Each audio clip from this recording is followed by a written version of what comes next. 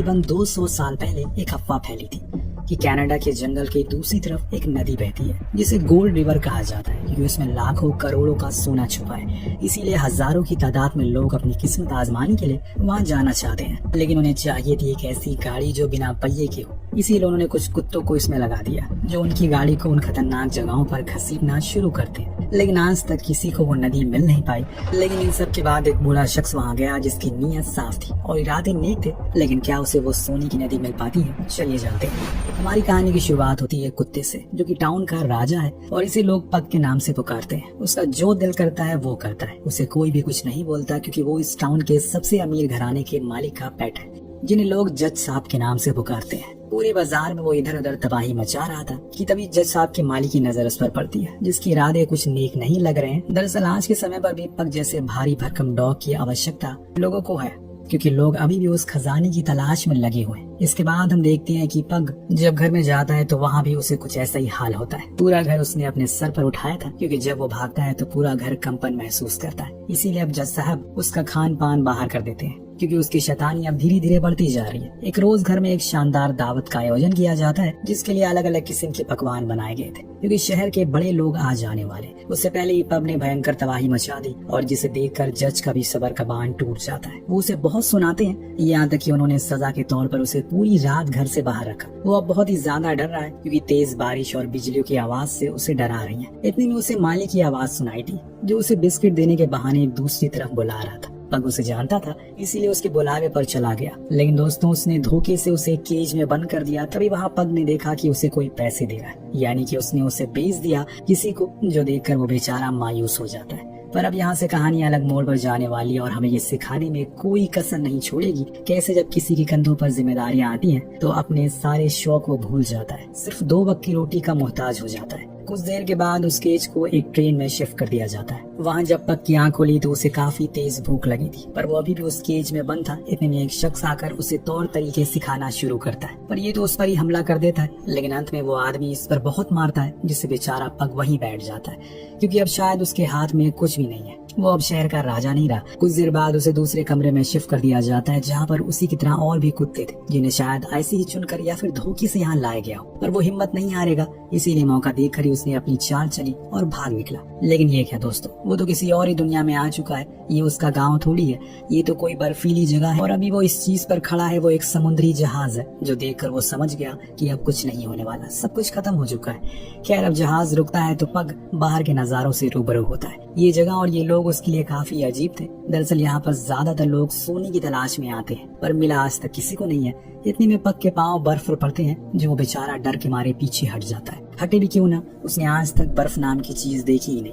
वो उसके ऊपर ऐसा चलता है जैसे उसके पैरों में मेहंदी लगी हो। इतने में स्नोफॉल होने लगी और वो अपनी जीभ बाहर निकाल कर खड़ा हो गया। उसने वो बर्फ का टेस्ट अच्छा लग रहा था और इसी को दोस्तों मासूमियत कहते हैं। पहला एक्सपीरियंस की बात ही अलग होती है। इतने में पग अपनी रस्सी को छुड़ाकर वहाँ से भागना शुरू करता है, तो वहीं दूसरी ओर हम एक बुजुर्ग आदमी को देखते हैं, जिसका नाम अलेक्जेंडर है। वो अपना सब कुछ बेचकर अब गाँव जा रहा है, पर रास्ते में उसकी टक्कर पग से होती है, जिसके कारण उसका लाइटर गिर जाता है। तो पग उसे लौटाने के लिए उसके पास गया और ये देखकर वो शख्स बहुत खुश हुआ। इस बीच वो बंदा आ गया जिसे पट्टा छुड़ाकर पग भागा। वो उसे लेकर वापस चला गया और ले जाकर वहीं रख दिया, जहाँ पर लोग आते हैं ताकि इन कुत्तों को खरीद सके। जैसे कि आज एक परोल नाम का शख्स यहाँ आया है। इसने पग को खरीद लिया खुद के काम के लिए और ले गया अपने असिस्टेंट खानी के पास, जो पग को कहती है कि तुम एक ही डॉग लेकर आए हो, हमें 2 की जरूरत है। लेकिन परोल का कहना था कि वो बड़ा है और मजबूत है, हम इसी से काम चला लेंगे। दरअसल परोल का काम होता है लेटर्स को डिलीवर करना।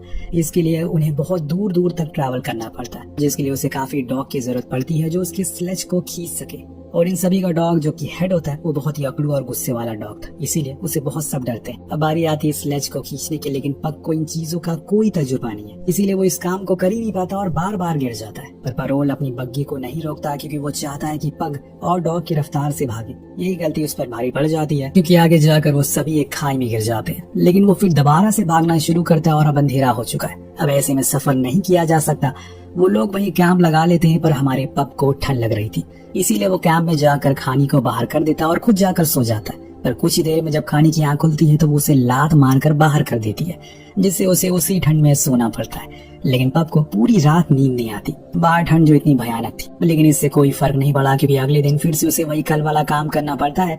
लेकिन आज उन्हें एक जमी हुई लेक पर चलना था। हालांकि उसने बर्फ में चलना सीख लिया है, लेकिन लेक पर चल पाना उसके लिए मुश्किल हो रहा है क्योंकि सतह बहुत ही ज्यादा पतली होने के कारण वो फिसल भी रही है। लेकिन ये लोग रुकते नहीं है क्योंकि ऐसा उन्हें अपने लेटर पहुंचाने में देरी हो जाएगी। अब धीरे धीरे परोल सभी एड्रेस पर लेटर डिलीवर करता जा रहा है। रात होती है, सभी को खाने में मछलियां दी जाती है, पर हम देखते हैं कि स्विच जो कि सभी डॉग का लीडर होता है, वो एक छोटे डॉग की मछलियों को छीन कर खा जाता है। इस चीज को देखकर पप को बहुत बुरा लगता है और वो अपने हिस्से की मछली उसे दे देता है। उसकी इस अंदाज को देखकर सभी डॉग के दिल में उसकी इज्जत बढ़ जाती है। अभी तक हम जिसे कमजोर समझ रहे थे उसका दिल तो बहुत बड़ा है। लेकिन ये सिलसिला यहीं रुकता नहीं है। एक रोज जब ये सभी एक जगह पर पानी पी रहे थे तो स्विच सभी को भगा देता और खुद अकेले पानी पीता है। लेकिन पग इस अत्याचार को देख नहीं पाता, खुद जाकर दूसरी जगह की बर्फ को तोड़ देता है, जिसे सभी मिल बांट कर पानी पीते हैं। जिस चीज को देखकर लीडर बहुत ही ज्यादा गुस्से में आता है क्योंकि अब धीरे धीरे करके सभी डॉग पप की ओर आकर्षित हो रहे हैं, जो कि वो चाहता नहीं है। अब दोस्तों समय के साथ तो पत्थर भी अपना रूप बदल लेता है, तो ये क्या चीज है। अब दोस्तों समय के साथ पत्थर भी अपना रूप बदल लेता है, तो पप भी यहाँ पर और डॉग की तरह माहिर हो चुका था इस स्लेज को खींचने में और उसे इस काम में मजा भी आने लगा था।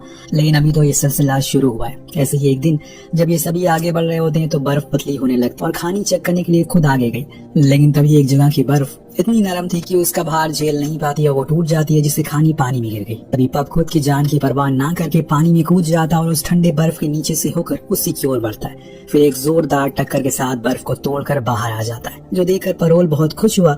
उसने उसकी साथी की जान बचाई, इसीलिए वो उसे गले से लगा लेता है। पर ये देखकर अब खलूस लीडर का माथा गर्म होने लगा है। उसके दिमाग में अब कुछ खेल बनना शुरू हो गया है। वह उसी रात पप को पहाड़ी खरगोश दिख, जिसका पीछा करना वो शुरू करता है। बड़ी ही मुशक्कत के बाद वो उसे पकड़ भी लेता है, लेकिन उसने उसे मारा नहीं बल्कि उसे आजाद कर दिया क्योंकि वो तो बस उसके साथ खेल रहा था।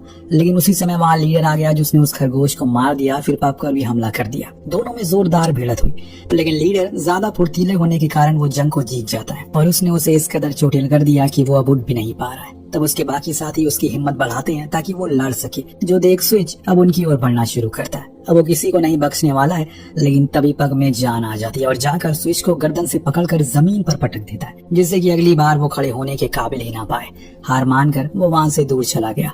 अब अगला दिन आता है, काम पर जाने के लिए देर हो रही है, इसीलिए पैरोल ने सोचा कि आज वो किसी और को लीडर बना दे। और तब पब आगे आता है। अब वो नया था, इसीलिए वो उसे दावेदारी सौंपना नहीं चाह रहा था, इसीलिए उसने एक पुराने डॉग को लीडर बनाने का सोचा, लेकिन वो बार बार भाग रहा है। तो पैरोल समझ जाता है कि ये सारे कुत्ते पब को अब अपना लीडर मान चुके और इसीलिए फाइनली वो उसे लीडर का पट्टा पहना ही देता है। फिर पग पूरी जान से भागना शुरू करता है। कई बार तो ऐसा होता है कि ये लोग समय से पहले अपना काम पूरा कर देते हैं, तो पैरोल इन सभी को ट्रीट भी देता है। लेकिन एक दिन कुछ बहुत ही खतरनाक हो गया। जब ये बर्फ के बीच भाग रहे थे तभी खानी की नजर ऊपर से आ रहे अवलैंच पर पड़ी, जो कि तेजी से नीचे की ओर आ रहा है। इसीलिए पैरोल ने जल्दी से पप को लेफ्ट जाने को बोला, लेकिन वो उसकी एक नहीं सुनता और खुद का दिमाग लगाता है जैसे एक लीडर सोचते हैं। उसने खुद की रफ्तार को तेज किया, फिर फुर्ती से एक गुफा के अंदर घुस गया, जिससे कि वो अवलांच उसे नुकसान नहीं पहुंचा पाता। और ऐसे में उन्हें देर भी नहीं हुई। उसकी इस काबिलियत को देखकर पैरोल बहुत ज्यादा खुश होता है।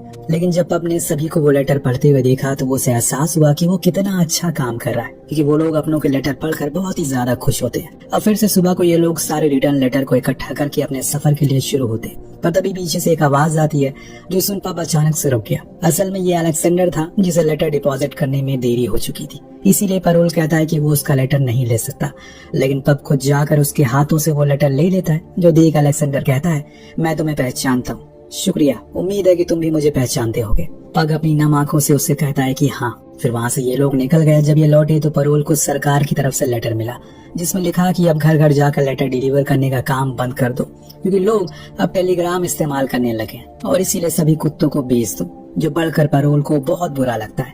पर उसके पास कोई चारा भी नहीं था, इसीलिए वो हल्क नाम के एक शख्स को सारे कुत्तों को बेच देता है, जिसके हाथ में वही कानून सिखाने वाला डंडा था जिसे पहली बारी पब ने मार खाई थी।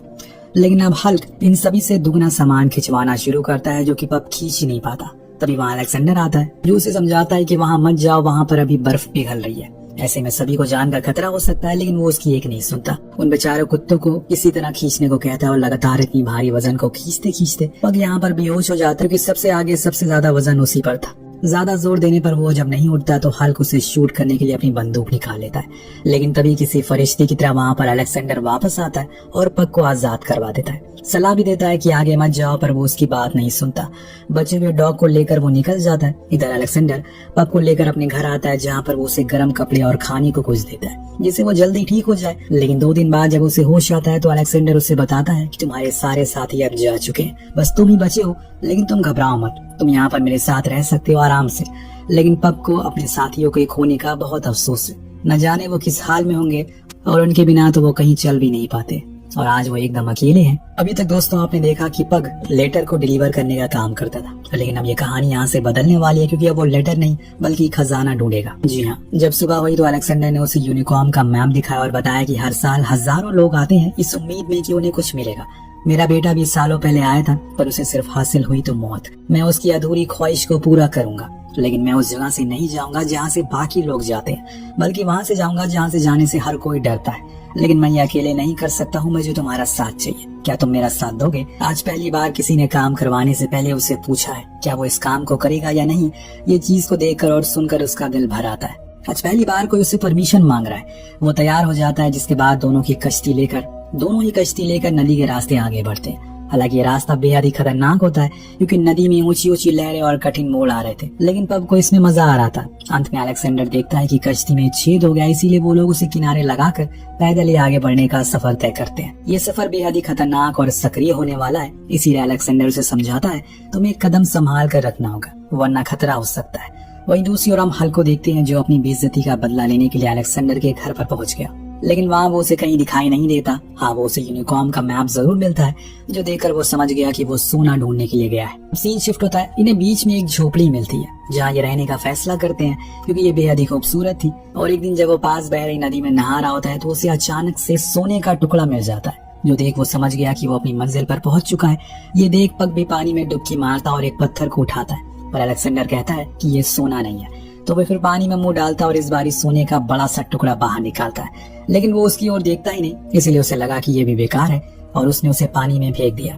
और तभी अचानक वहाँ पर एक सफेद भेड़िया आता है, जिसका पग पीछा करता और पास जाकर उसकी तरफ दोस्ती का हाथ बढ़ाता है, लेकिन वो उसके हाथ पर झपट्टा मारकर वहाँ से भाग जाती है और इसीलिए वापस आ जाता है। इधर अलेक्जेंडर लगातार सोने की तलाश में लगा हुआ था, तो वहीं एक रोज जब एक भेड़िया नदी पार कर रहा होता है तो उसका पैर स्लिप हो जाता है। पब ने उसकी जान बचाई तो देखकर सभी भेड़िए उसके अच्छे दोस्त बन जाते हैं, खासकर वो सफेद भेड़िया, जो उस दिन के बाद से वो ज्यादातर उन्हीं के साथ समय बिताना शुरू करता है। तो अलेक्जेंडर को भी एक अकेलापन महसूस होने लगा था। उसे ऐसा देखकर पब उसके पास आकर बैठ गया।